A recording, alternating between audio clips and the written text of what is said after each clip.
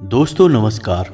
कुंभ राशि वाले मेरे मित्रों, आज के इस वीडियो में हम इस राशि की महिलाओं के गुण दोष, आचार विचार, रूप रंग और उन कार्यों के बारे में बात करेंगे जिन्हें इन महिलाओं को भूल कर भी नहीं करना चाहिए, वरना इनके परिवार का विनाश निश्चित है। तो आज का यह वीडियो बहुत खास है और हर एक इंसान को इस वीडियो को देखना बहुत आवश्यक है और यह वीडियो कई लोगों की पोल खोलने वाला है। तो वीडियो बहुत ही खास है, ध्यान से देखें। वीडियो के हर एक भाग को बहुत गहराई से समझने का प्रयास करें।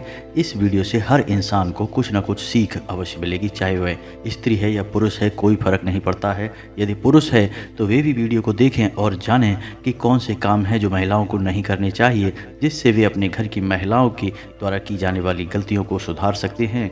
क्योंकि हमारे देश की संस्कृति में महिलाओं को पुरुष के समान ही दर्जा प्राप्त है, या यूँ कहे कि पुरुष से भी उच्च दर्जा प्राप्त है। उन्हें देवी का स्वरूप माना जाता है और किसी भी घर की महिला को उस घर की लक्ष्मी का साक्षात स्वरूप माना जाता है। तो वीडियो की शुरुआत करते हैं इस राशि की महिलाओं के गुण और दोषों के बारे में बात करके। लेकिन इससे पहले हम आपसे चाहेंगे कि आप पूरे भक्तिभाव के साथ कमेंट में जय माँ भद्रकाली लिखना ना भूलें। माता की आपके ऊपर कृपा बनी रहेगी। जी हाँ दोस्तों, तो चलिए बात करते हैं कि इस राशि की महिलाओं के क्या गुण होते हैं। सबसे पहला गुण इनका यही होता है कि इनका प्रेम बड़ा ही निस्वार्थ होता है। जी हाँ दोस्तों, ये अपने पति, अपने बच्चे, अपने परिवार के सदस्यों से बहुत अधिक प्रेम करती हैं और दूसरों की परवाह इतनी अधिक करती हैं कि अपने बारे में सोचना भूल जाती हैं। लेकिन इतना निस्वार्थ प्रेम करने के बावजूद भी इन्हें मन ही मन ऐसा लगता रहता है कि जैसे इनके परिवार के सदस्य इनकी कदर नहीं करते हैं, इनके विचारों को उतना सम्मान प्राप्त नहीं है, जिस वजह से अंदर ही अंदर इनका मन कुछ खिन्न सा रहता है। लेकिन ये बाहर ऐसा कुछ दिखाती नहीं है। जी हाँ दोस्तों, दूसरा गुण इन महिलाओं का यह होता है कि ये महिलाएं बहुत ही धार्मिक प्रवृत्ति की होती हैं, लेकिन धार्मिकता में इन्हें दिखावेबाजी बिल्कुल भी पसंद नहीं। इनकी धार्मिकता और भक्ति बिल्कुल शुद्ध होती है। जी हाँ दोस्तों, अब बात करते हैं इस राशि की महिलाओं के शारीरिक बनावट की। तो इस राशि की महिलाएं या तो बहुत दुबले पतले शरीर की होती हैं या फिर बहुत अधिक मोटे शरीर की होती हैं, लेकिन एक अच्छे स्वास्थ्य को पाने का ख्याल इनके मन में जरूर रहता है। लेकिन विडंबना तो यह है कि परिवार का ख्याल रखने के चक्कर में ये अपने बारे में सोचना भूल जाती हैं, जिससे इनकी सेहत दिनों दिन गिरती चली जाती है। जी हाँ दोस्तों, अब बात करते हैं शौक शान और पहनावे की। तो इस राशि की महिलाओं का पहनावा तो बहुत साधारण होता है, लेकिन इनका अंदाज शौकीन अवश्य होता है। लेकिन परिवार की स्थिति को देखते हुए इन्हें अपने शौक पूरे करने का मन करता है। यदि परिवार की स्थिति अच्छी है तभी अपनी शौक शान में ये पैसा खर्च करती हैं, अन्यथा परिवार की स्थिति यदि नरम है तो ये अपनी ख्वाहिशों को तुरंत मार देती हैं और बिल्कुल साधारण लिबास में रहती हैं। लेकिन इनका स्वभाव ज़्यादा फैंसी या ज़्यादा दिखावेबाजी वाला नहीं होता है।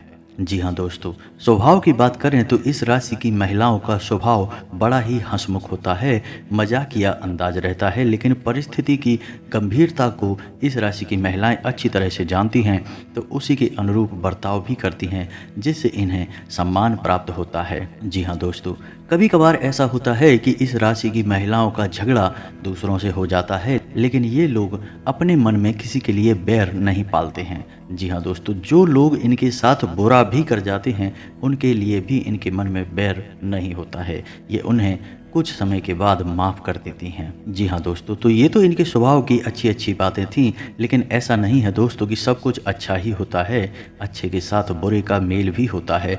तो इनके स्वभाव में कुछ बहुत बड़ी कमियां भी पाई जाती हैं। सबसे बड़ी कमी इनके स्वभाव में यह पाई जाती है कि ये स्वार्थी प्रवृत्ति की होती हैं। जी हाँ दोस्तों, अपना हित देखने के चक्कर में ये किसी और का ख्याल नहीं करती हैं। यहाँ पे हम आपको बता दें कि अपना हित से इनका मतलब अपने पति और अपने बच्चों के बारे में है। जी हाँ दोस्तों, इनके अलावा इन्हें पूरे संसार से कोई मतलब नहीं होता, चाहे किसी का कुछ बने या बिगड़े, लेकिन ये केवल अपने और अपने परिवार के बारे में ही सोचती हैं। जी हाँ दोस्तों, दूसरा दुर्गुण इनका है कि इनके अंदर जासूसी की प्रवृत्ति पाई जाती है। जी हाँ दोस्तों, ये हमेशा इस खोज में रहती हैं कि इनके आसपास के माहौल में क्या चल रहा है, और ऐसा देखा गया है कि इन्हें दूसरों के बारे में बहुत अधिक ज्ञान भी रहता है, पता भी चल जाता है। यानी कि इनके अंदर यह प्राकृतिक गुण पाया जाता है कि लोग कितना भी बात छुपाने की कोशिश करें, लेकिन ये किसी न किसी तरह से बात पता लगा ही लेती हैं। कहने का मतलब यह है कि दूसरों की गुप्त बातों को जानने में इनकी गहरी रुचि होती है। जी हाँ दोस्तों, इसी के साथ साथ इनके अंदर एक दुर्गुण और पाया जाता है कि ये झूठ बड़ी ही आसानी से और सरलता से बोल देती हैं। जी हाँ दोस्तों, ये परिस्थिति के अनुसार बात को अपने हित को ध्यान में रखते हुए बोलती हैं और इसी चक्कर में ये असली बात में झूठ की मिलावट भी कर देती हैं। लेकिन इन सब के बावजूद भी इनका स्वभाव बहुत मेहनती होता है और ये किसी भी काम को बहुत अधिक परिश्रम के साथ करती हैं और ये इस हद तक मेहनत करती हैं कि इनके मन में आराम करने का ख्याल भी नहीं आता है, जिसकी वजह से अधिक परिश्रम और अधिक मेहनत की वजह से इनकी तबीयत भी कभी कभार खराब हो जाती है। जी हाँ दोस्तों, तो ये तो थी इस राशि की महिलाओं के गुण और दोषों के बारे में। और अब बात करते हैं कि कौन से हैं वो 10 काम जो किसी भी महिला को भूल कर भी नहीं करने चाहिए, वरना उनके घर में दरिद्रता का प्रवेश हो जाता है, लक्ष्मी बाहर चली जाती है और घर का विनाश शुरू हो जाता है। जी हाँ दोस्तों, तो इन कार्यों में सबसे पहला कार्य जो महिलाएं अक्सर करती रहती हैं, जाने अनजाने ही सही, वह कार्य है कि रखे हुए आटे की रोटी बना देना। आटे को इस्तेमाल करने की कुछ शास्त्रीय विधियां हैं। जी हाँ दोस्तों, ऐसे ही अगर हम बिना सोचे समझे आटे को इस्तेमाल करेंगे तो यह आटा कुछ और ही दुष्परिणाम हमें देगा, हमारे घर में नकारात्मक ऊर्जा को बढ़ा देगा। तो कुछ सावधानियां हैं जो आपको रखनी चाहिए। सबसे पहले कि जब आपको रोटियां बनानी हैं उतना ही आटा आपको तैयार करना है रोटी बनाने के लिए। कोशिश यह करें कि बाद में अधिक आटा ना बचे, क्योंकि आप बचे हुए आटे की बाद में रोटियां बनाएंगे, वैसा आप ना करें। अगर हो सके तो उस आटे की कुछ और रोटियां बना दें और उसे गाय या कुत्ते को खिला दें, यह बहुत ही शुभ होगा। दूसरा, यदि आपने आटा माड़ लिया है और रोटियां बनाने में कुछ देर है तो आप उस आटे में उंगलियों के निशान बना दें और उसे गीले कॉटन के कपड़े से ढक कर रख दें। यदि आपने ऐसा नहीं किया तो वह आटा पिंड का स्वरूप ले लेगा और पितरों का भोजन बन जाएगा। बाद में जब आप उस आटे से रोटियां बनाएंगे तो आप पितरों का भोजन अपने परिवार के लोगों को खिलाएंगे, जिससे घर परिवार पर पितृ दोष लगता है। एक और बात कि रात में बचे हुए आटे को फ्रिज में ना रखें, किसी भी कीमत पे ना रखें। बात यही है कि जब भी आप बचे हुए आटे को फ्रिज में रख देती हैं तो वह आटा पिंड का स्वरूप ले लेता है और पितरों का भोजन बन जाता है। तो कोशिश यह करें कि जितनी आवश्यकता है उतना ही आटा माड़ें और यदि आटा बच जाता है तो उसकी अधिक रोटियां बनाकर गाय या कुत्ते को खिला दें। यह देखने में कुछ बर्बादी जैसा जान पड़ता है कि कितनी रोटियां हम कुत्तों को खिलाएं या गाय को खिलाएं, लेकिन दोस्तों ऐसा करने से आपके घर में सदगति आएगी, धन दौलत आएगी, आपके काम धंधे व्यापार अच्छे चलेंगे, तो बाद में सब कुछ सही हो जाएगा। जी हाँ दोस्तों, और दूसरी गलती यह है कि सूर्यास्त के बाद कभी भी घर में झाड़ू नहीं लगानी चाहिए। जी हाँ दोस्तों, यदि आपने झाड़ू लगाई भी है तो घर के कचरे को सूर्यास्त के बाद घर से बाहर बिल्कुल भी ना निकालें, उसे किसी कोने में इकट्ठा करके रखें। दूसरे दिन जब सूर्योदय हो जाए उसके बाद उसे घर से बाहर निकालें, अन्यथा आपके घर की लक्ष्मी बाहर चली जाती है। जी हाँ दोस्तों, तीसरी गलती यह है कि रात्रि के समय कभी भी कपड़े नहीं धोने चाहिए और यदि आपने कपड़े धुल भी दिए हैं तो उन्हें बाहर सूखने के लिए हरगिज ना डालें, वरना आपकी कुंडली में चंद्र दोष उत्पन्न हो जाता है। जी हाँ दोस्तों, चौथी गलती महिलाएं जो अक्सर कर जाती हैं कि खाना बनाने के बाद जो बर्तन गर्म होता है, जैसे तवे पर रोटियां बनाई और तवा गर्म है, उस पर सीधे ठंडा पानी डालकर उसे मांजने की कोशिश करने लगती हैं। तो उन्हें ऐसा नहीं करना चाहिए, वरना राहु दोष उत्पन्न हो जाता है। जब भी किसी गर्म बर्तन में सीधे पानी डालकर उसे धोने की कोशिश की जाती है तो राहु उत्तेजित हो जाते हैं और दोष उत्पन्न करते हैं, जिससे घर में क्लेश का माहौल उत्पन्न होता है, खुशियाँ गायब होती हैं। जी हाँ दोस्तों, अब बात करते हैं पांचवी गलती की। तो किसी भी सुहागन महिला को अपने सुहाग का सामान किसी अन्य महिला के साथ बांटना नहीं चाहिए। यह बहुत ही अपशगुनकारी होता है, खास करके मांग टीका, बिंदी और काजल। इन्हें सुहाग की निशानियां माना जाता है।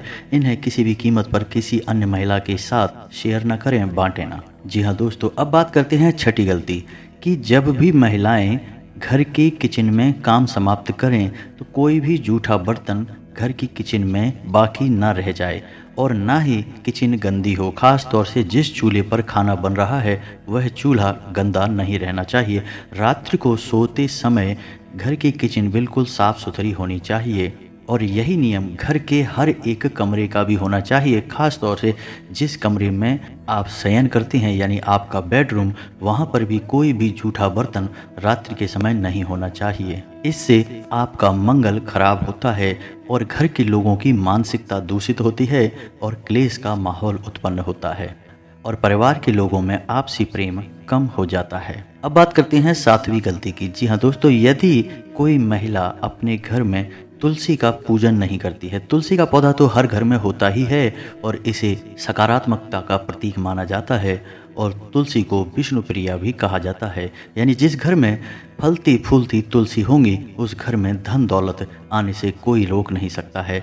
तो यदि कोई महिला अपने घर की तुलसी का पूजन नहीं करती है, दीपक नहीं जलाती है, तो यह उसकी बहुत बड़ी गलती है। तो उसे क्या करना है कि शाम के समय तुलसी के पास एक शुद्ध घी का दीपक अवश्य जलाना चाहिए और भगवान विष्णु और माता लक्ष्मी की पूजा आराधना अवश्य करनी चाहिए। इससे घर में बरकत आती है और माता लक्ष्मी घर में प्रवेश कर जाती हैं। जी हाँ दोस्तों, अब बात करते हैं सातवीं गलती के बारे में और यह गलती अक्सर घर की महिलाएं करती रहती हैं, तो आपको इसके बारे में ध्यान से सुनना चाहिए। यह गलती झाड़ू के बारे में है। झाड़ू को लक्ष्मी का स्वरूप माना जाता है, तो इसे ऐसे स्थान पर रखना चाहिए जिससे आपके घर में आने जाने वाले लोग इसे देख ना पाएं, यानी इसे छुपा कर रखना चाहिए। दूसरा कि झाड़ू से कभी पैर नहीं लगाना चाहिए और तीसरा कि झाड़ू का कभी पूजन नहीं करना चाहिए। वह लक्ष्मी का स्वरूप अवश्य है लेकिन हम उसका पूजन नहीं करते हैं। इसी के साथ साथ आपको यह ख्याल भी रखना है कि झाड़ू अपने बेडरूम में कभी भी ना रखें, वरना पति पत्नी के बीच बहुत झगड़े होते हैं, प्रेम कम हो जाता है। इसी के साथ साथ दोस्तों एक और बात है जो अक्सर देखी जाती है कि जब भी महिलाएं झाड़ू लगाती हैं और यदि कोई जानवर आ जाता है, जैसे कुत्ता आ गया या गाय आ गई, तो उसी झाड़ू से उस जानवर को मारने लगती हैं, जो कि उन्हें गलती से भी नहीं करना है। क्योंकि झाड़ू को माता लक्ष्मी का प्रतीक माना जाता है और गाय को भी लक्ष्मी का प्रतीक माना जाता है और कुत्ते पितृ का सूचक होते हैं। तो जब आप किसी जानवर को झाड़ू से मारते हैं तो आपके ऊपर अलग अलग प्रकार के कई दोष लग जाते हैं, माता लक्ष्मी रुष्ट हो जाती हैं। जी हाँ दोस्तों, और झाड़ू को रखने का भी एक विशेष विधान होता है। झाड़ू कभी भी उल्टी नहीं रखनी चाहिए। उल्टी झाड़ू रखने से भी घर में झगड़े बढ़ते हैं, घर की सुख शांति गायब होती है। जी हाँ दोस्तों, अब बात करते हैं आठवीं गलती की। तो किसी भी महिला को अपने पति और अपने बेटे के नाम नहीं लेने चाहिए। जी हाँ दोस्तों, यह बहुत ही अनिष्टकारी होता है। इससे दोनों की ही उम्र कम होती है। आपने अक्सर शास्त्रों में यह सुना होगा कि भगवान श्री कृष्ण की माता यशोदा उन्हें कभी भी उनके नाम से नहीं बुलाती थी, हमेशा लल्ला ही कहकर बुलाती थी। और हमारे देश में पुरानी परंपरा है कि हमारे घर के बेटों के नाम बदल कर कुछ और रख दिए जाते हैं, जैसे कोई बाबू कहता है, कोई बेटा कहता है या कुछ और, लेकिन उनका मुख्य नाम कभी भी नहीं लिया जाता है। तो आपको यह विशेष ख्याल रखना है कि अपने पति और अपने बेटे का नाम नहीं लेना है, वरना दोनों की ही उम्र कम होती है। जी हाँ दोस्तों, अब बात करते हैं 9वीं गलती की कि किसी भी महिला को दक्षिण दिशा की ओर मुख करके भोजन नहीं बनाना चाहिए। यह बहुत ही अनिष्टकारी होता है क्योंकि दक्षिण दिशा में यम का वास होता है। तो जब भी कोई महिला दक्षिण दिशा की ओर मुख करके भोजन बनाती है तो उसका स्वयं का तो स्वास्थ्य हमेशा खराब रहता ही है। जो इंसान उस भोजन को खाएगा उसका भी स्वास्थ्य लगातार खराब बना रहेगा और उसकी उम्र कम हो जाएगी। जी हाँ दोस्तों, अब बात करते हैं 10वीं गलती जो स्त्री और पुरुष सभी पर बराबर लागू होती है। यह सब के लिए एक समान है। तो अक्सर ऐसा देखा जाता है कि लोग नहाकर आते हैं और बालों में तेल लगाते हैं, कंघी करते हैं, उसके बाद पूजा पाठ करने बैठते हैं। तो दोस्तों आपको यह ख्याल रखना होगा कि जब भी आप बालों में तेल लगा लेते हैं तो आप फिर से मलिन हो जाते हैं, यानी आध्यात्मिक दृष्टि से दूषित हो जाते हैं, क्योंकि तेल को शनि का सूचक माना गया है। और जब आप बालों में तेल लगाकर पूजा करते हैं तो आपके ऊपर शनि दोष लगता है और आप शारीरिक दृष्टि से भी मलिन माने जाते हैं। तो आपको करना यह है कि जब आप नहा कर आएँ तो पहले अपनी पूजा समाप्त करें, उसके बाद बालों में तेल लगाएं। या आपको तेल लगाना ही है तो आप नहाने से पहले अपने बालों में तेल लगा लें, उसके बाद स्नान कर लें, उसके बाद अपने बालों में कंघी कर लें, फिर पूजा करें। आपने अक्सर ऐसा देखा होगा कि पुराने समय में जब महिलाएं व्रत वगैरह रहती थीं तो अपने बालों में तेल नहीं लगाती थीं। किसी पूजा पाठ के कार्यक्रम में शामिल होती थीं तो बालों में तेल नहीं लगाती थीं। लेकिन अब नियम बदल चुके हैं, इसी वजह से लोगों के घरों में कई समस्याएं भी हैं और समस्याएं दूर भी नहीं हो रही हैं। क्योंकि उपाय आप कितने ही बड़े बड़े क्यों ना करते चले जाएं, लेकिन आप अपने आसपास के परिवेश को नहीं सुधारेंगे, अपनी गलतियों को नहीं सुधारेंगे, तब तक उपाय फलीभूत नहीं होंगे, आपको कोई लाभ नहीं दे पाएंगे। जी हाँ दोस्तों, तो उम्मीद है कि वीडियो में बताई गई जानकारी आपको पसंद आई होगी और आप इस जानकारी के माध्यम से यह भी जान सकते हैं कि आपके घर की महिलाएं और या फिर स्वयं महिलाएं ही इस वीडियो को देख रही हैं तो वो खुद भी जान सकती हैं कि वे कौन सी गलतियों को दोहराती चली आ रही हैं। धीरे धीरे आप अपनी गलतियों को सुधारें, आपके जीवन में निश्चित ही परिवर्तन आएंगे। कुछ और बातें हैं जो आपको हम बताना चाहेंगे मित्रों, कि आपको अपने घर में शमी का और आंवले का पौधा भी अवश्य ही रोपित करना चाहिए। उसे उत्तर दिशा में रोपित करें, इससे भी आपके घर में माता लक्ष्मी का प्रवेश होगा और आपकी सारी बाधाएं कट जाएंगी। जैसा कि हम आपको बता चुके हैं कि घर में तुलसी का पौधा अनिवार्य है, वैसे ही ये 2 पौधे भी आपके घर में निश्चित ही होने चाहिए। इससे आपकी बड़ी से बड़ी बाधाएं कट जाएंगी। तो उम्मीद है कि वीडियो में दी गई जानकारी आपको पसंद आई होगी। कमेंट में पूरे भक्तिभाव के साथ जय माँ भद्रकाली लिखें। जिनके साथ है माता भद्रकाली, उनका कोई बाल भी बांका नहीं कर सकता है। दोस्तों, यदि चैनल पर पहली बार आए हैं तो सब्सक्राइब करना ना भूलें, वीडियो को लाइक व शेयर भी करें। और यदि आपके मन में कोई सवाल है तो कमेंट करें, हम आपके हर एक सवाल का जवाब देने की पूरी कोशिश करेंगे। मिलते हैं अगले ज्ञानवर्धक वीडियो में, तब तक के लिए धन्यवाद। जय माता की।